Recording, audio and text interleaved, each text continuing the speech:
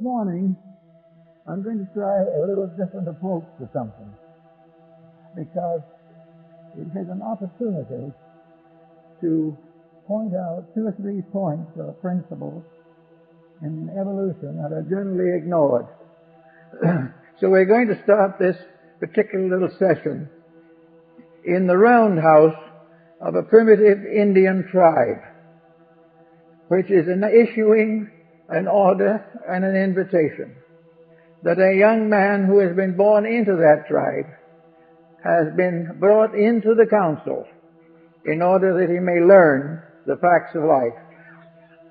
And while this is quite a ways back, long before television, it has a great deal of depth to it that has more or less disappeared from our way of life.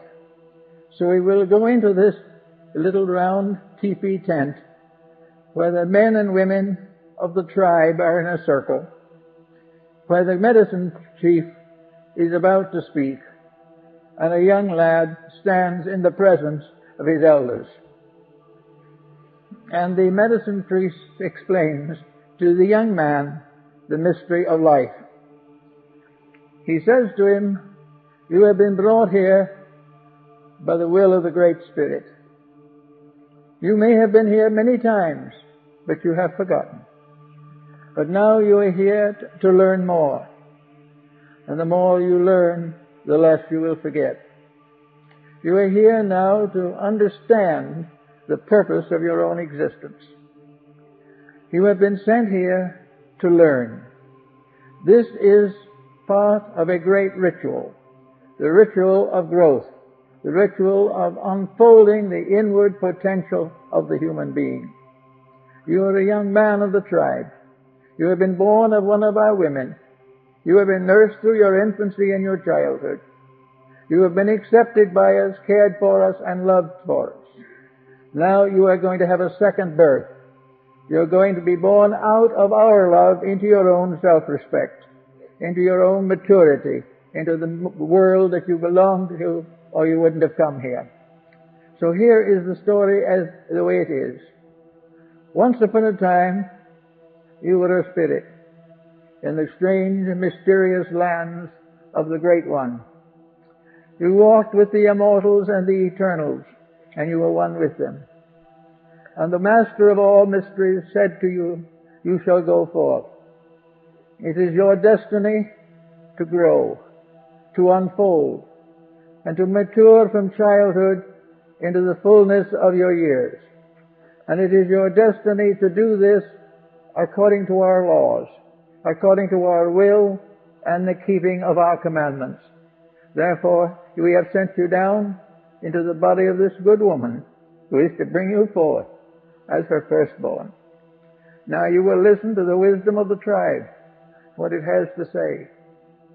It says that one somewhere not here, you went to sleep. And you went to sleep maybe many times. But when you woke from that sleep, you were an infant in the keepings of this mother. And she is the one who brings you into the tribe. She is the one who makes you part of a great growing society. She is the one who must help you to learn the ways of wisdom. So when she brings you forth into a second womb, a second birth in time. And that second birth is this tent where we are now, where we as the elders are gathered, where we are now to instruct you in the ways of the old and the greats and the truths, as it has been given unto us. For we are all one family. You are the child of all of us. Therefore we are all parents. We are all friends. We are all relations of yours. There is no stranger in this tent. Therefore now you will listen, and we will tell you. There is a law, a very ancient law, that says that there was a ladder, and this ladder was made of light, and on this ladder all kinds of living things were. There were birds, there were serpents, there were beasts of the field and butterflies of the air, fish of the sea.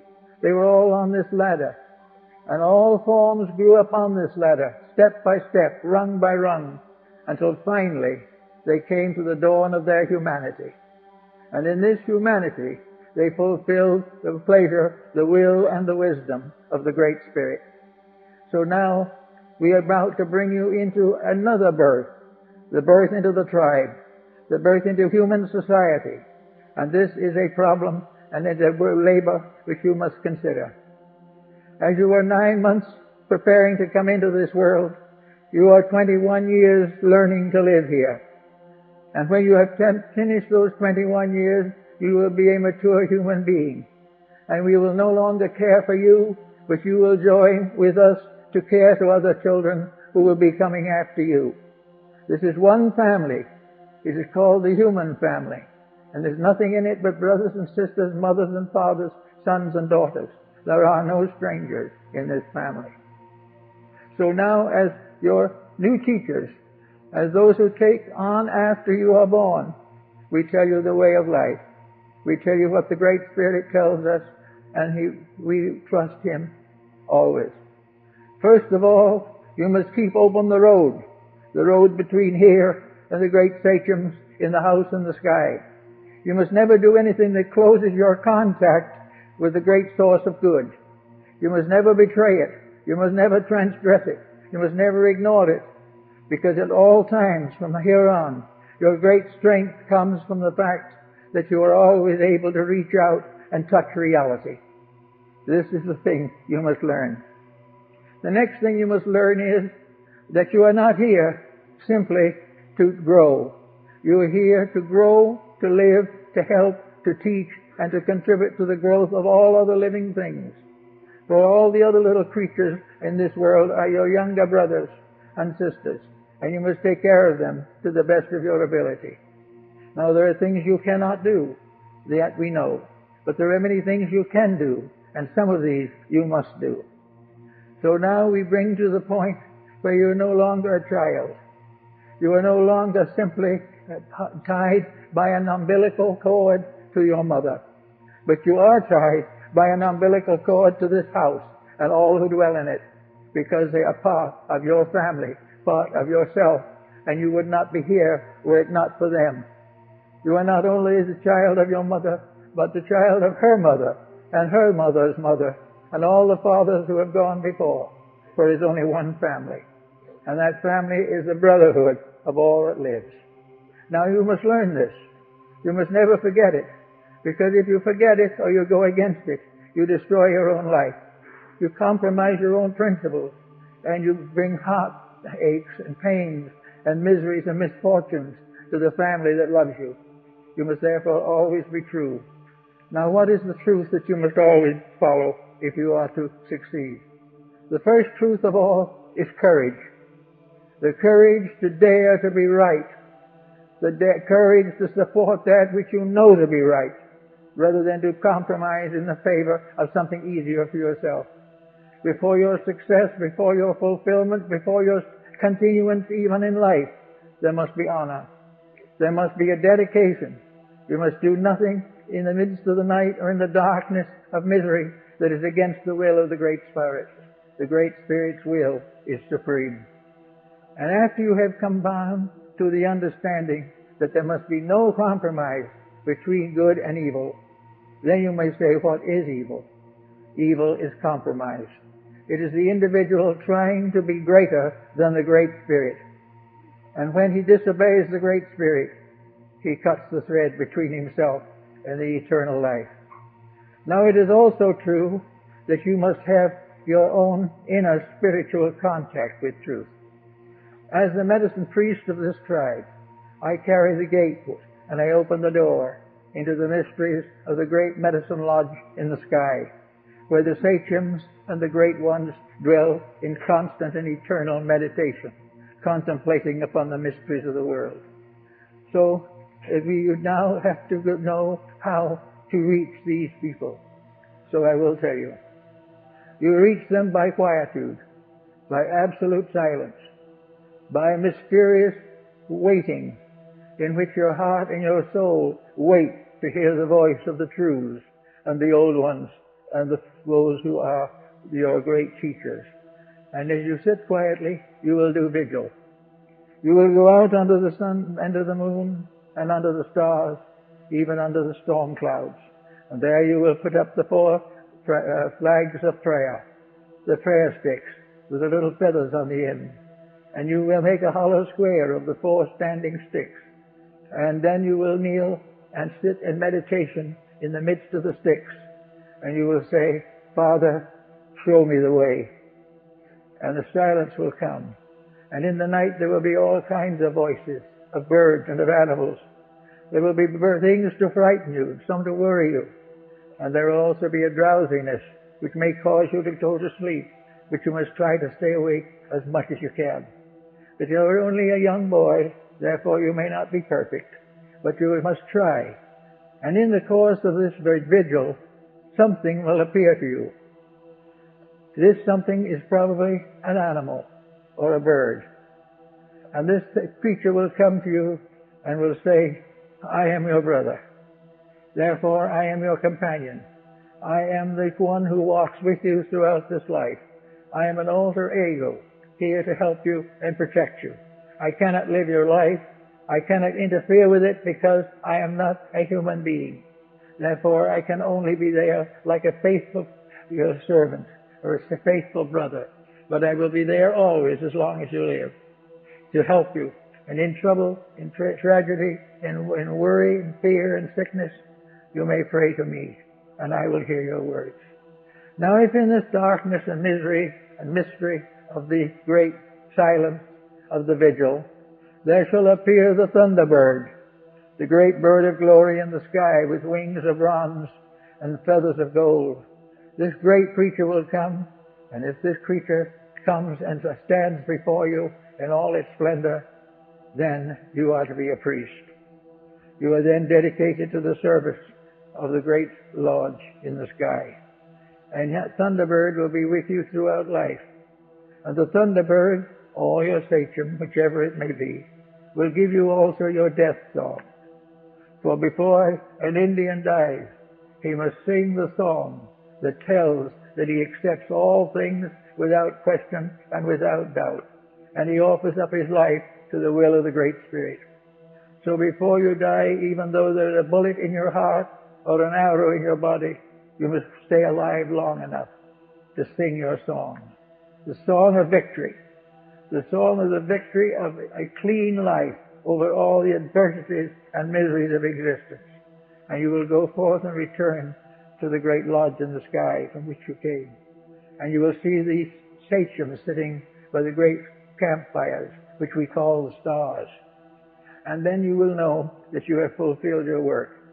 In the meantime, you will be here, and maybe you will have long life, many years. But the next thing you must do is to prepare to be one of the living fathers of your house. Each of us must go our way and return to the masters who sent us. Therefore, one of these days, you will be the one who has to lead the people. There is nothing you should think of, nothing you should dream of, nothing you should believe, except how to lead your people. That in all things the wisdom will come to you. But it can only come to you if you are without ulterior motive of any kind. You must be perfectly honest, or else you will receive false guidance, because the guidance will come from yourself rather than from the Great Spirit. But if you remain clear and clean, you will also have the wisdom of the Spirit. You will find that the Great Spirit will talk to you in an emergency, will tell you the way to help to heal the sick, help to comfort the dying, and how to win against the terrors and sorrows of mortal existence. And you will become a teacher of our people. And you will realize that everyone who comes into the world, of any race, of any kind, each one is a potential teacher of his people. For each by example must lead the way. Each by service must prove the dedication. Each by sacrifice must fulfill the purpose of his own existence. To this there is no escape, and those who try to escape will only find a great silence, a great darkness coming over them. In the meantime, there are things for you to learn. We will entrust to you the wisdom of our people. We will tell you the secrets of the healings. We will tell you where the buffalo are. We will tell you when the storms come. We will give all the knowledge that we can, and we will tell you when other little ones are going to come into the world, said to be with you and to become your children, regardless of who their physical parents are. Because in the tribe, there is only one family. All family is bound together by a great secret mystical tie, for they are all children of the one great spirit that dwells in the sky. And having done all these things, you will then learn the ways of life. You will learn the useful arts. You will learn how to help people who are in trouble. You will learn how to forget yourself in the service of others. You will learn how to be sick yourself, but while sick will serve the dying. All these things are part of the great mystery. And this great mystery is that we are here for one purpose and one purpose only, to grow. And the only way we can grow is to forget ourselves in serving others. There is no other way to grow. There is no such a thing as selfish growth. There is no such a thing as self-centered growth. There is only growing by sacrificing self to the eternal purposes of life. For you are all servants of the Great Spirit, and wherever the Spirit leads, you must follow. Whatever the Spirit demands, you must give. And there must be no doubt or question in your life to become a teacher of your people, a faithful priest of the great mysteries of the Thunderbirds. You must realize that you have now at this time dedicated your life out of your own keeping, out of your own control, out of your own being, and dedicated it completely to the will of the eternal. In having the will of the eternal, you will have no more suffering. There will be no more pain. For anything that the will of the Great One demands, that is beautiful and that is good. Now you have to come into the world, and now you have to create a new birth. And in the teen years between birth and adulthood, you must become again a new little child, growing up until in your majority you are born again into your people as a citizen. You are born as part of us. Now you are an apprentice. You are a seeker. You are one we are helping, controlling, directing, inspiring, instructing. But when that 21st birthday comes, or its equivalent, you will no longer be a child. You will be a grown person. And the moment you are a grown person, you are responsible for your own destiny. You are responsible for the truths that you live. You are responsible for the offers and orders that you keep. You are responsible not only for your own future, but to help in the futures of all who come in contact with you. So now the time comes for you to be initiated into the maturity of the tribe, in order that you may reflect and manifest all the good things that the tribe itself has to teach. Now, as a member of the tribe, you also have another problem. A woman brought you into life and gave you this body. It is now your turn to become a parent. You must, in order to be true to the Great Spirit, you must have a son or a daughter that will go on after you. Because as you are indebted for your own birth, so you have to pay for this by bringing another in and conferring upon that other all the good that you know, all the wisdom that you know. You must never turn from your own child to the perfection of your own luxuries or the fulfillment of your own ambitions. From the moment you become a parent, you take on the duties which the Great Spirit takes on for you. As the Great Spirit guides you in all things, so the Father guides his child in all things. All this goes on one after generation, because there is no other way. And after the time has come, and the new child is born and grows up, then the mystery is repeated. Ye must also go out and sit in the silence, must do vigil, and must receive his ordination. Everyone who goes out into life must have an ordination, must have something. Now we say in this modern world these things don't apply anymore. They may not apply outwardly, but they do apply inwardly. For there is an outer code that caters to the physical life of things, but an inner code that is never satisfied except by the redemption of the spirit and the release of the soul. These things, therefore, there are two laws. The laws of the material world and on your 21st birthday you declare yourself to be above them. And the laws of this world of soul and of spirit into which you are now born. Mistakes you made as a child will be forgiven, but these same mistakes are not forgiven after you have reached the age of knowing and understanding. And you must also protect this body that you have. You must never pollute it. You must never defile it. You must never abuse it, because it is an instrument by means of which you have the power to help, the power to serve, the power to give, and the power to be enlightened. For this body is a precious thing that has been conferred upon you. If you pervert it, you destroy it, or pollute it, there is some great pain. There is no way in which you can break the rules without pain. The only way to have no pain is to keep the rules. And if keeping the rules you still go through pain, it is the pain of understanding, the pain of release, of the realization that this pain is necessary to the perfection of your own nature. Now, it is the young Indian who is sitting or standing in this group, receives the benediction, receives the symbols of the membership in his tribe, and receives the proofs of his own ordination. And every child that is born into the world is born an ordained priest of the mystery of life. And unless he prefers to go into material things and sacrifice his natural destiny, he will continue throughout life to serve life, to give all to life, and to give it all not in his own name or for his own fulfillment, but in the name of the Spirit that dwells within him, and that he may be found worthy by the great Lodge of the Sachems, the lodge that sits in the sky. Now the young boy may be a little doubtful of some of these things. So the master of the mysteries, the old priest who is someday going to give way to him, says, "Come with me then, and I will show you." So they sit down quietly in meditation in the midst of the prayer flumes, and all of a sudden the young boy finds that he is outside of his own body.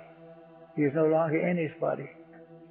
And he looks, and the old Indian is standing beside him, and he is also out of his body. And he says to the child, "Come with me to the lodge of the great ones."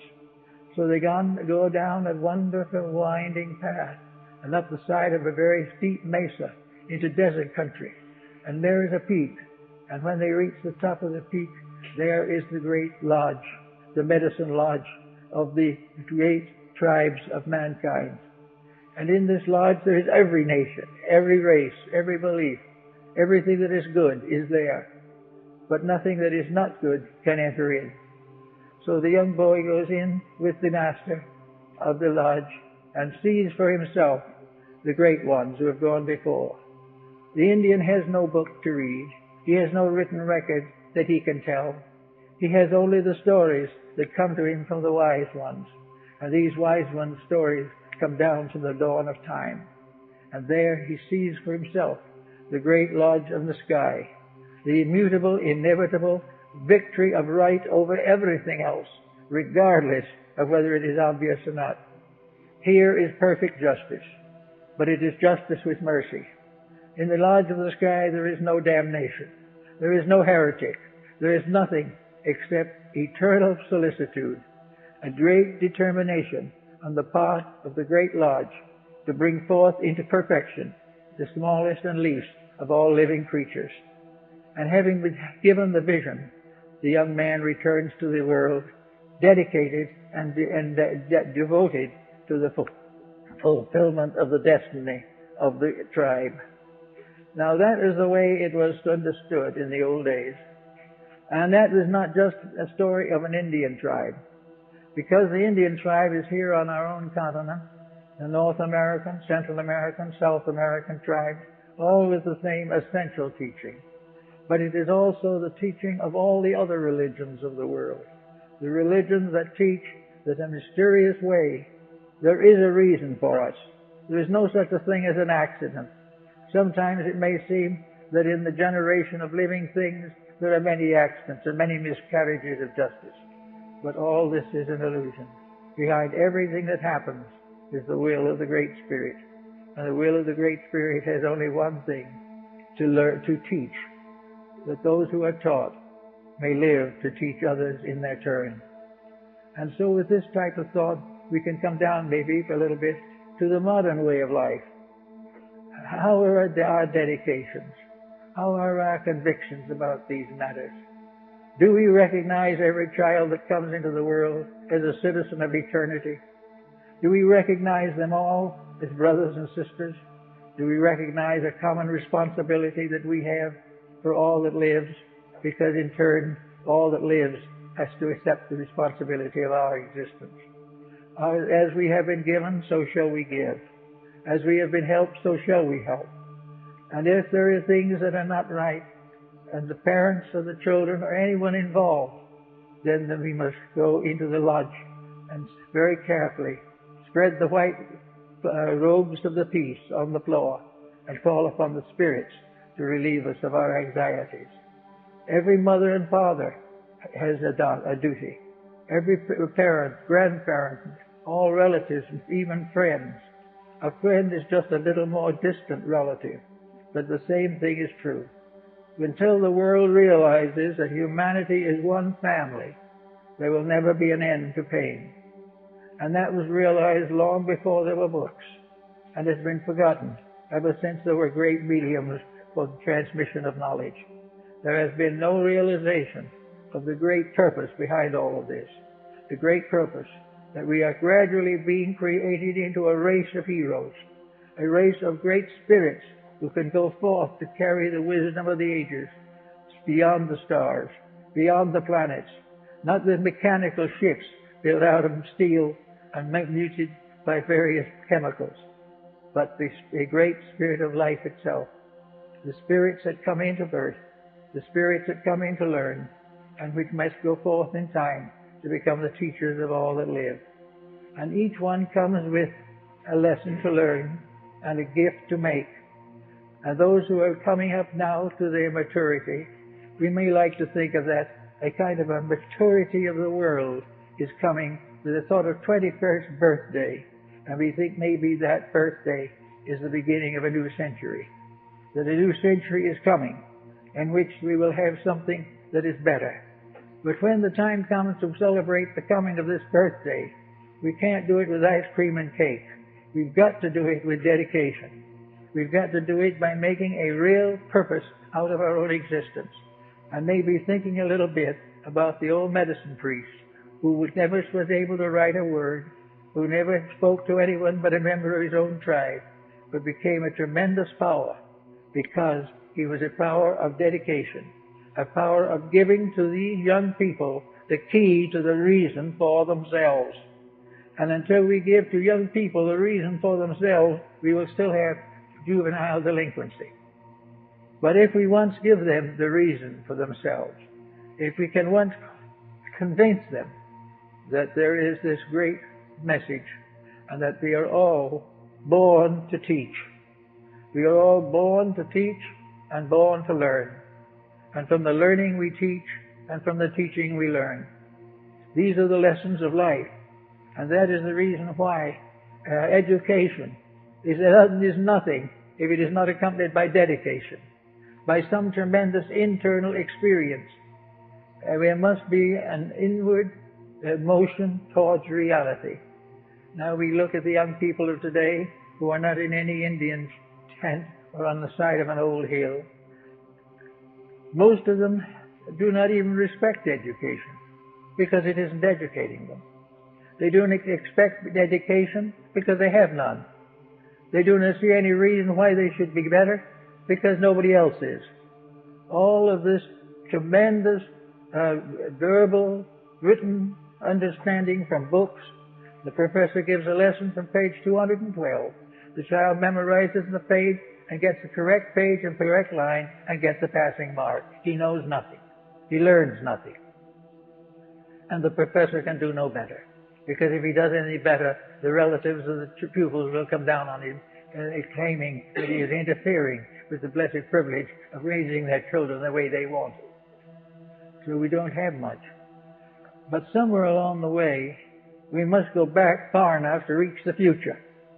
We've got to go back to the point where we can find where the threads have separated and where we have lost more than we have ever been able to gain. Every child that comes into this world should realize that they have a magnificent opportunity to help themselves and all other living things to grow. That they must keep their bodies clean in order that they in turn may be the gates to new generations yet unborn. That they must keep their minds healthy, because healthy minds do not get into crime or degeneracy. They have got to recognize that each person who comes into this world comes with a duty to be a good citizen of humanity, to give a proper help to all in need. If education is vitalized, if we are really given purposes and realizations, we will realize that education is without much merit to anyone concerned unless an educated person is more useful than an uneducated one. Now, usefulness is not necessarily in lines of academic examples. A useful person is one who basically loves his fellow man, basically wants to be a help, wants to be of use, wants to help to make a better world, wants to go against the forces of corruption.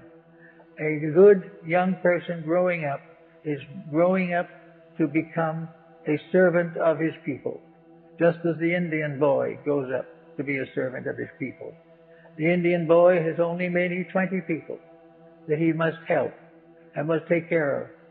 Some of us growing up in this world now must maybe have 1 million people as our protégés. They all need something we have to give them. It is not that we should go on as young people. It is that we should recognize that as young people we will help to redeem our own ancestors, that we will help to redeem our parents, and that we will help to redeem the generations that come after us. The young people are the carriers of the great message. They are the carriers of the great progress. If we train our young people to be just like ourselves, we are destroying the reason for evolution. We must train young people to know more than we do, to have more courage than we have, to have more dedication than we have ever known, because they see a little deeper into the future than we do. And how do they get to see more into the future? They see the Indian way. The Indian way to see into the future is to be still and know, to recognize that the truth we seek come not to us, but through us, that they are part of our own internal life, that they are dedications which we are all privileged to share, and that in this case they are the beginnings of the regeneration of humanity. We can never save the world unless the young people come to know their marvelous gift and the great good that they can do. And they should have something of this in their education. The young child growing up should not be simply educated to get a job, because most of the jobs he gets are also very ephemeral. The Great Spirit in the sea, lodged in the sky, gives jobs but takes them away again in a few years. Gives us new inventions and then wears them out. Gives us new opportunities, and then when we spoil them, pick up the opportunities and put them back in the basket against a better generation. So that all these things are according to rules that were never written, but rules that are in the hearts of every living thing and have been at the basis of every religion the world has ever had, is the realization that we are all here to be useful, that we are here to help the great plan. We are to become the children, guides, and successors to the great spirits. Somewhere along the way, the great spirit of the earth will go home. We do not know what it means when it goes home, but it will graduate. It will no longer be the spirit of this world. It will go on to something else, the next step in the great ladder of evolution. But when it departs, it will leave behind it its children, those that have accepted its way, who have accepted its laws, and who are going to carry on and do the work that this other one is no longer to do, but has other work assigned. So that everyone works for some good, to help things to get better. And all this bustle and bustle that goes on here now about who has more of what or less of something else, or who is going to make the biggest machine, or who is going to travel the most rapidly. All these things are of no value whatever. There is nothing in this material world that is satisfactory to itself. There is nothing that happens here which is by its happening here is important. The only thing that is important about the things that happen here is that to the thoughtful person they give a key to something deeper that is happening inside themselves. It is not that this world is going to be a success, but that the individual is going to find out the real truth about this world, what it is and why it is, and that it is merely a stepping stone on the road to eternity. There is nothing permanent here. There's nothing unchanging but change. There is nothing we can expect from this world except a peaceful adjustment to realities and a dedication to do everything in our power, everything within our means to make this a better world. This was the way of the American Indian. And it seems to me that we have no better heritage in this Western Hemisphere than the heritage we gained from them. And they are slowly fading away. And little by little the Indian is forgetting he's an Indian. And it's too bad. Because then the Great Spirit will probably bring him home. If he can no longer live his way, he will sing his death song and depart. Because he will either live that way, or he will wait, and in the society that we have, some woman will bear him, and he will be part of our way of life, and suffer as we have suffered, and fail as we are failing. There is no success except in the keeping of the rules of the Great Spirit. And these rules are the basis of our happiness as persons, the success of our families, the realization of all things that we desire and we want to have happen. Now we can all start somewhere. Most of us can't start back at the beginning of our lives because that part has been lived. But there is something we can always do, and that is that we can pick up every day something that needs this insight. We can see something that would be better if we did it better. Something that would be more useful to all concerned if we were less selfish. Something that would last a little longer in this world of shadows if we didn't terminate it by our own self-centeredness and egotism. Therefore, everyone in his own place can start now to have his place in the plan of things. He can have his own little prayer flags standing in the night while in meditation he dreams the dream of human brotherhood. These are the points that the Indian still thinks about, because there is nothing that can possibly be more important to the human being than to discover that he is a brother or sister with all that lives. That there is no longer such a thing as loneliness. There is no such a thing as isolation. There is no such a thing as frustration. No such a thing as failure. All is success. All we have to do is to recognize that we are of one family, of one friendship, of one destiny, and of one dedication. These things coming will be of great value in this new way that is to come. Now also we have to realize that we face all kinds of educational changes, and that these are going to affect us in the next few years. But these are not going to be a terrible emergency. There is no reason why we should worry if our educational system falls apart. It was never any good anyway. It was a failure from the beginning because it did not remember or did not know the will of the Great Spirit. And if it did know, it forgot. And in some of the old faiths, they did know, but they have forgotten. And the faiths themselves have been forgotten. Therefore, the way we are doing it now doesn't deserve to live. It has no permanent value. It only helps us to make a little more money before we die, and then a little more trouble for our heirs after we are gone.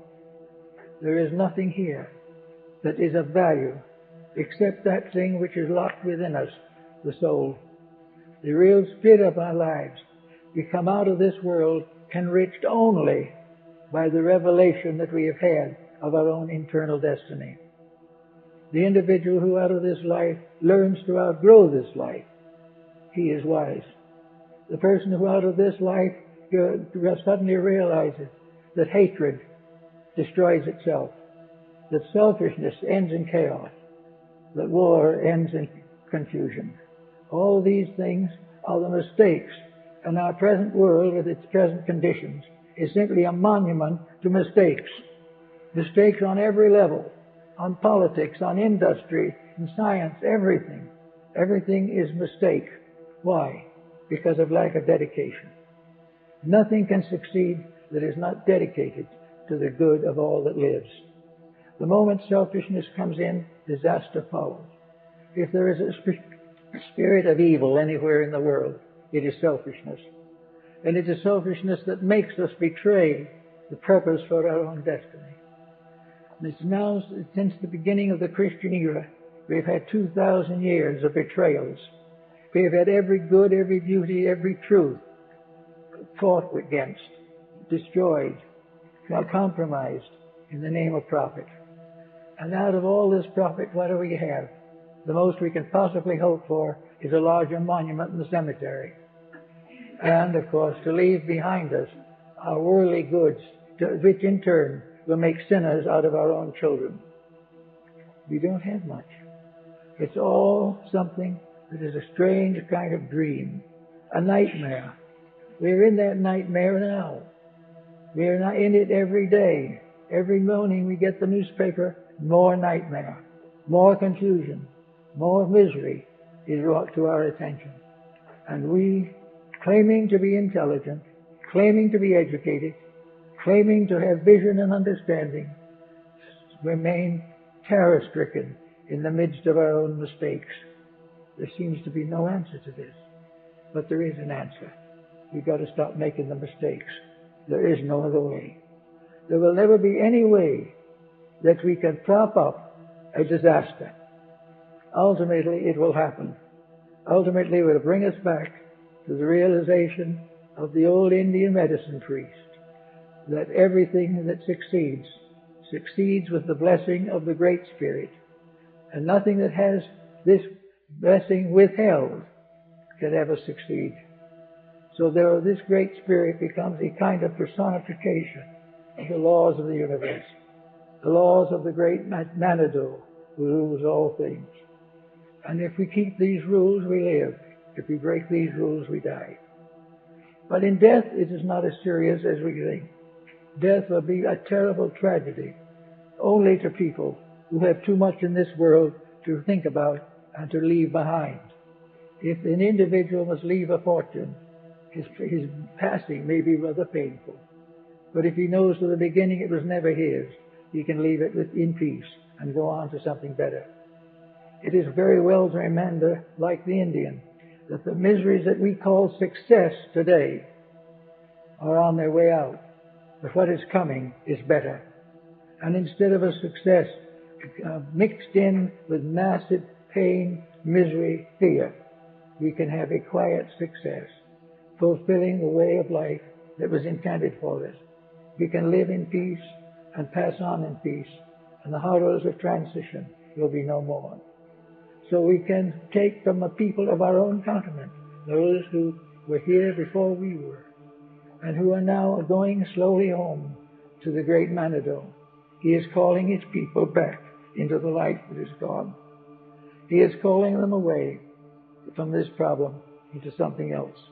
But in the meantime, he has left behind a strange and curious legend, a legend that love wins all wars, that in the end there cannot be any hatreds without destruction, and any selfishness without pain, and any ambition that becomes too strong so that it destroys the peace and security of other people.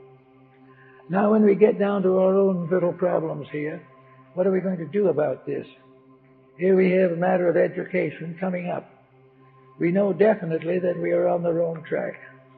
We are on the track of assuming that education is competitive. We are assuming that there are 3 levels of intelligence. A low level in which we are educated for crafts and trades.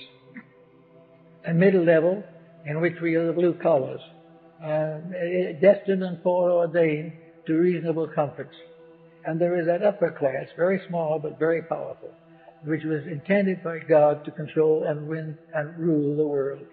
All of this is trivia. There's nothing whatsoever. The great truth rests in the internal integrities.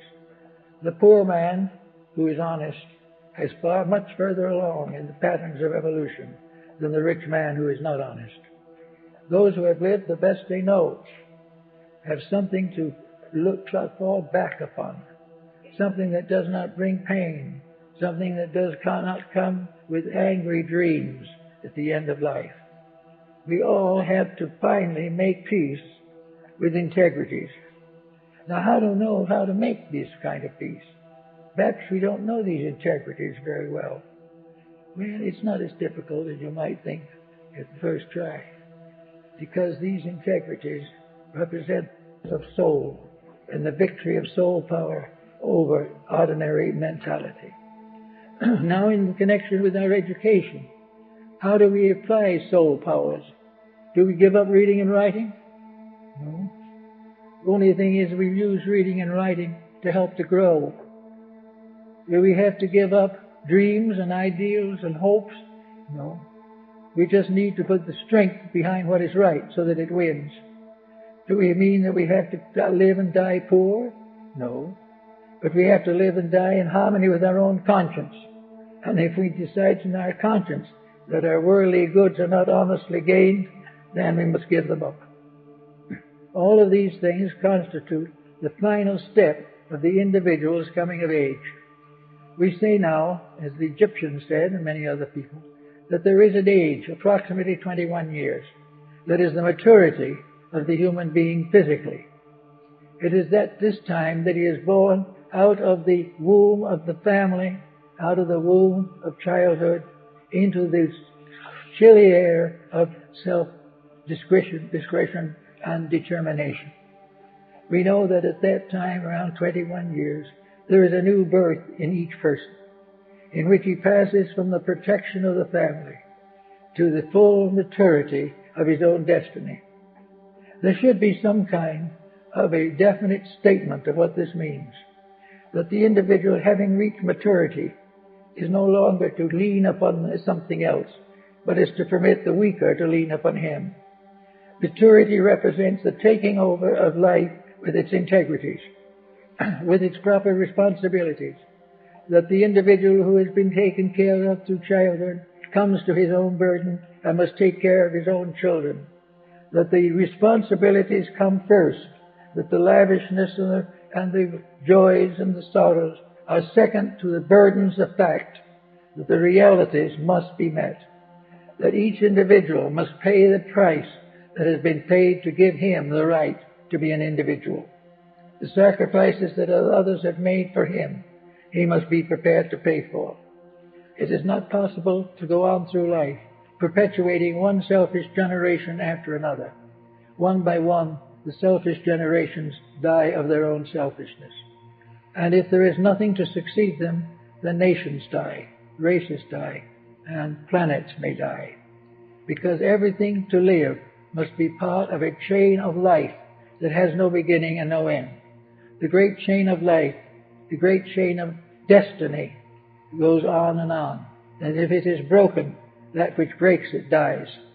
For everything is here to improve, and anyone who impairs improvement destroys themselves. Anyone who tries to force his own will upon others unreasonably perishes for his audacity. And even the parent has a responsibility to the child, for the Bible says that we should not tempt our children to reproof and disloyalty. We should be able to help all things, for everything that exists is seeking its own maturity, seeking the fullness of its own existence. It is here in order that it may complete the reason for being here. And we should all help that in every way that we can, and do all that we can do to make it easier. Now, we might have to sacrifice things to do it. Supposing as a parent with small children, we should be forced to cut down the television time, Oh, it's a horrible possibility. The destiny of it all, that we will lose the last ball game, or that we won't be able to check in the next episode of an interminable and inevitable sequence of events. All of this is foolishness. All of this is simply because we are lazy-minded, or else because we have no thoughts that are worth thinking, so we must borrow our thinking from the worst possible source, somebody else's thoughts. So we go on, trying to be happy, trying to do the little stupid things that will give us comfort and peace, trying to relax away from our burdens, trying to get away from facts. And if anyone can get far from facts in the average television performance, they're miraculous workers now, right? Because most of this material is more dismal than anyone could have happen to them in daily life in reality. So we have to begin to think in terms of investing in the things we believe in. We must invest in the children, and we won't have so many juvenile delinquents. We must invest in helping young people to fulfill themselves instead of casting them aside into the terrible trench of economy which will grind them to pieces. We have to make sure that the gentle, the kindly, the sweet, the good has its own proper opportunity, that these things are real, and that these are the things which must ultimately succeed. And it is better to fail now than to succeed in something that must ultimately fail entirely, to slightly paraphrase Woodrow Wilson. The definite problem is, therefore, in the 21st century, we should have something to send over there into the future. Young people with soul, young people with dedication, and also a simple plan, perhaps almost as simple as that of the old Indians. Just a rule that we must be kind, we must be true, we must be generous, and we must do all things for the common good, and do unto others as we would have them do unto us. If this factor could be strengthened, we would find that civilization would rise supreme over its own iniquities, and its various fallacies would pass away like clouds upon a summer sky.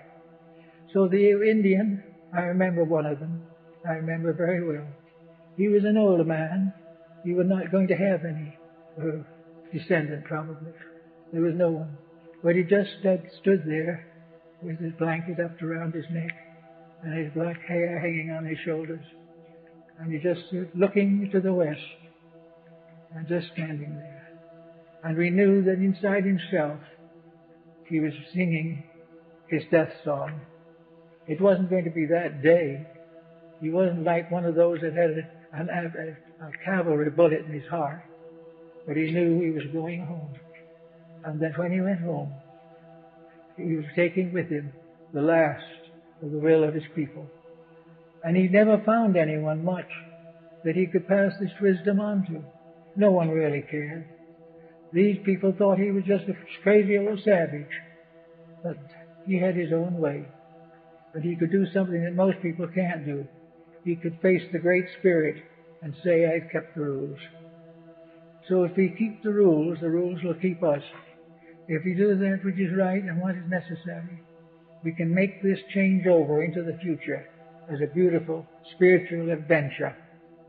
And we need it badly. And today in the papers there are new statements. There are new struggles between nations. And after thousands of years of human effort, we come now, in the 20th century, into an impasse. We come to an impasse because if we go any further, we will interfere with the divine plan. And that we will not do. Unless we change our ways, the plan will have to change us. And this is going to be very hard and very difficult. And rather than hold out to the last bloody moment and trying to be as selfish as we can to the deadline, we join with the progresses of change. If we become part of a better way of life, we will find that it is much nicer for us. And also that we'll be in much less worry. There are many beautiful things to do. There are many lovely jobs that need the doing. There are a number of lonely people who need help. we should do all we can to make this a better world to live in rather than a world to talk about. We are going to have bankers and we're going to have politicians and we're going to have all these people for a little while because they're all gradually fading out because of their lack of usefulness. But in the meantime, we can have a much better world by simply paying no attention to those who are not right, but working closely and dedicatedly with those who are right, trying to help them, trying to stand for the principles that we believe in. And whenever we are tempted to be selfish, stand strong like the old priest, medicine priest, and refuse to compromise the will of the Great Spirit. Also, this business of the Great Spirit comes to us in one other way, and that is the concept of deity. Each nation of the world has a slightly different concept of the divine power of the source of life. Most of you believe of God as an omniscient and omnipresent power. Many think of deity as a parent. Many think of the deity as a principle. But they're all different interpretations of what deity is. But all agree on one thing, and that is what deity does. And deity keeps the rules. That which makes the rules is in itself the very rules themselves. And the great teachers of things have come to the conclusion that the 10 Commandments are about as good as anything we need, but we don't keep them.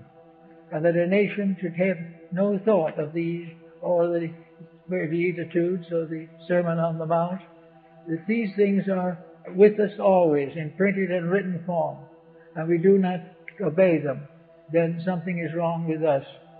Not long ago, a group was engaged to make a new translation of the Sermon on the Mount.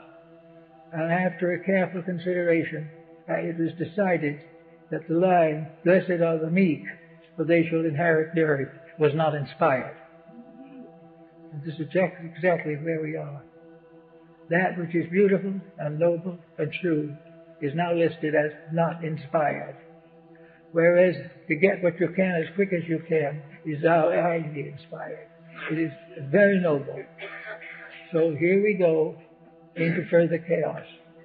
But I think it's nice to realize that watching the daily news and watching the motions of people and watching the new spirit arising among the nations of the earth, it looks like the old way is beginning to shine through again. The spirits are beginning to talk. The great spirit in the Matador, in the sachem's house on the top of the hill, is sending out more messengers. The time has come, out of the sorrow and misery of materialism, that a new idealism has to be born. And it is our privilege to come by and live with it now. We can make the changes in our own lives that we want to see civilization make in the future. We can do all the things that we hope others will do, and we can start right now. And in doing that, perhaps the wise old ones in the mountains will come to us. Many Indians do believe firmly even now that the Great Spirit still lives. While they don't know just where it is and what it is and why it is, they know that somewhere in the great plan of things is infinite love, infinite good, and infinite beauty. That infinite patience is one of the virtues of God. And if we contribute as much as we can to these virtues in our personal lives, we will become more like God. And becoming like God, we'll come to know God.